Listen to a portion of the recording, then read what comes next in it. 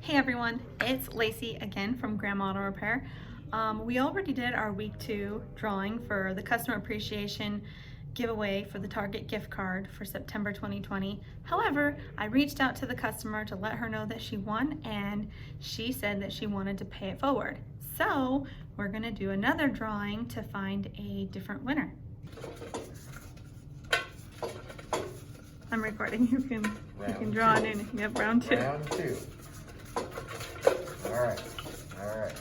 And we got one. Carly N. Johnson from Facebook.